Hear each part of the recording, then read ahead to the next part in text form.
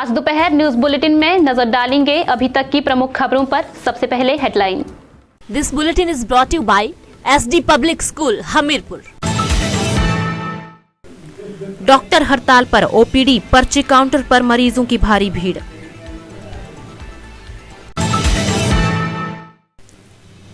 किसान संगठनों ने निकाली रैली, केंद्र सरकार पर बोला हमला। भाजपा समर्थित राजकुमार ने 319 मतों से जीता बीडीसी चुनाव।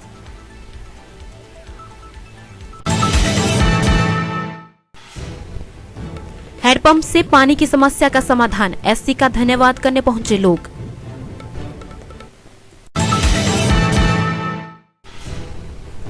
अभिभावकों ने मुख्यमंत्री को भेजा ज्ञापन, बच्चों के लिए मांगी राहत। अब खबरें विस्तार से। किसानों के हितों से हो रहे खिलवाड़ के खिलाफ सीटू ने उपायुक्त कार्यालय के बाहर सोमवार को धरना प्रदर्शन किया। सभी ने किसानों के हितों में आवाज बुलंद की तथा केंद्र सरकार के खिलाफ जमकर भड़ास निकाली। किसानों को बरगलाने का काम केंद्र सरकार ने किया है। किसानों का कर्जा माफ करने की बात सरकार ने कही थी, लेकिन आज तक किसानों का कर्ज माफ नहीं किया गया है। न्यूनतम समर्थन मूल्य किसानों को दिए जाने की बात कही गई, लेकिन आज तक न्यूनतम समर्थन मूल्य नहीं दिया गया। हर तरफ से किसानों को पीड़ित किया जा रहा है। सीटू के राज्य सचिव कश्मीर सिंह ने कहा कि किसानों को कुछ नहीं दिया जा रहा है। उन्होंने कहा कि यह आंदोलन किसान और मजदूर एक साथ होकर लड़ेंगे।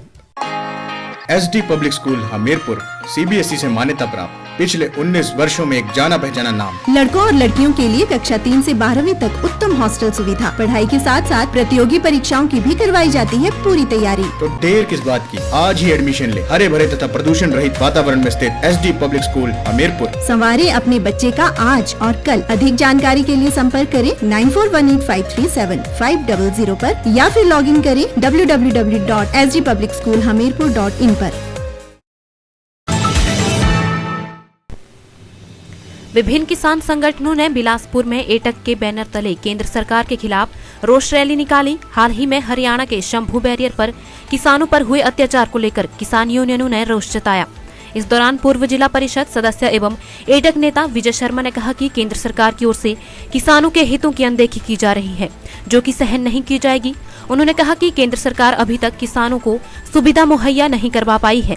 ऐसे में किसानों को मजबूरी में आंदोलन का रास्ता तैयार करना पड़ा है। ऐसा है कि आज पूरे देश में 26 जो फरवरी का दिन है, किसानों का जो रोष दिवस है पूरे देश में मनाया जा रहा है। ये इसलिए मनाया जा रहा है कि केंद्र सरकार ने जो पिछले साल जो पहले दिल्ली के सिंघू बॉर्डर के ऊपर, टिकरी बॉर्डर के ऊपर और जो गाजियाबाद का जो गाजीपुर बॉर्डर था, वहाँ पे जो विशाल धरने लगे थे, जिसने 13 महीने किसानों ने संघर्ष किया, जिसमें लगभग 750 के करीब जो किसान शहीद हुए, उसको सरकार ने, प्रधानमंत्री मोदी जी ने उसको माना था कि हम सारी ये चीज़ें आपकी डिमांड मानेंगे, काले कानून वापस लेंगे और एमएसपी पे सभी फसलों के ऊपर उसको जो गारंटी के कानून बना देंगे। ऊना विकास खंड की पंचायत समिति वार्ड नंबर 1 पनोह सीट के उपचुनाव में भाजपा समर्थित प्रत्याशी राजकुमार ने जीत दर्ज कर ली है। यहां से पूर्व बीडीसी सदस्य के निधन के बाद यह सीट खाली हुई थी।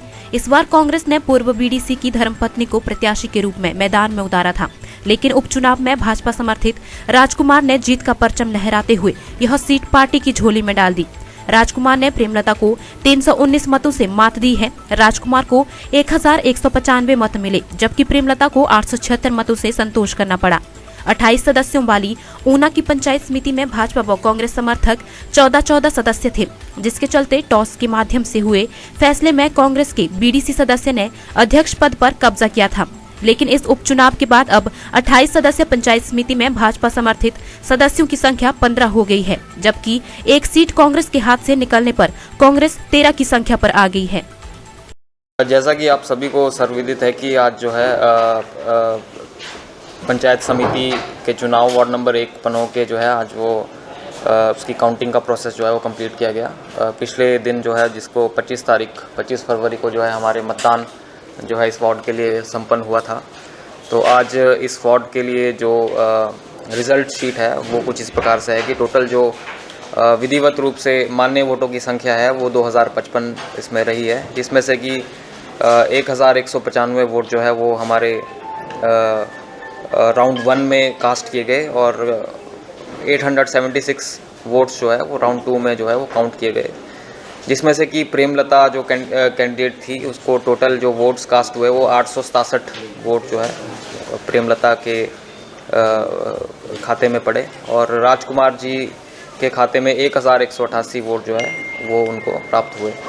तो इसी के साथ जो है आज के हमारे वार्ड नंबर 1 पनोह के जो है वो विनिंग कैंडिडेट जो है वो राजकुमार रहे, जिन्हें 1188 वोट जो है प्राप्त हुए। ग्राम पंचायत आमला गलू के कलखर का एक प्रतिनिधिमंडल अधीक्षण अभियंता जल शक्ति विभाग सुंदर नगर का धन्यवाद करने के लिए पहुंचा। कलखर गांव के काफी लंबे समय से पानी की समस्या थी, जिसके लिए स्थानीय लोग अधीक्षण अभियंता से मिले थे। उन्होंने अपने अधिकारियों को तुरंत पानी की समस्या हल करने के निर्देश दिए थे। वहीं जल शक्ति उपमंडल रिवालसर के अधिकारियों ने तुरंत कलखर गांव में हैंडपंप लगाकर पानी लिफ्ट करवाया, जिससे लोगों को पानी की समस्या से निजात मिली। इसी संदर्भ में आज कलखर के ग्रामीण जल शक्ति विभाग के एसई रोहित दुबे का धन्यवाद करने पहुंचे। नई शिक्षा नीति में बच्चों के दाखिले को लेकर सरकार अभिभावकों को राहत प्रदान करे, यह बात उपायुक्त बिलासपुर आबिद हुसैन सादिक से मुलाकात के दौरान अभिभावकों ने कही। उन्होंने मुख्यमंत्री सुखविंदर सिंह सुक्खू को उपायुक्त के माध्यम से ज्ञापन भी प्रेषित किया। उन्होंने कहा कि न्यू एजुकेशन पॉलिसी के तहत 6 साल के बच्चे को पहली कक्षा में दाखिला मिलेगा, लेकिन जो बच्चे वर्तमान में एलजी और यूकेजी में शिक्षा ग्रहण कर रहे हैं, उन बच्चों ने अभी तक 6 साल पूरे नहीं किए हैं। इन बच्चों को निर्धारित प्रक्रिया के तहत ही उनकी शिक्षा जारी रखने का प्रावधान किया जाए, ताकि इन बच्चों को लाभ मिल सके। उन्होंने कहा कि पूरे प्रदेश भर में न्यू एजुकेशन पॉलिसी के तहत कई बच्चे अभी तक अपनी आयु पूरी नहीं कर पाए हैं। बच्चों का 1 साल बर्बाद होगा। आज दोपहर न्यूज बुलेटिन में बस इतना ही। देखते रहिए दिव्य हिमाचल टीवी।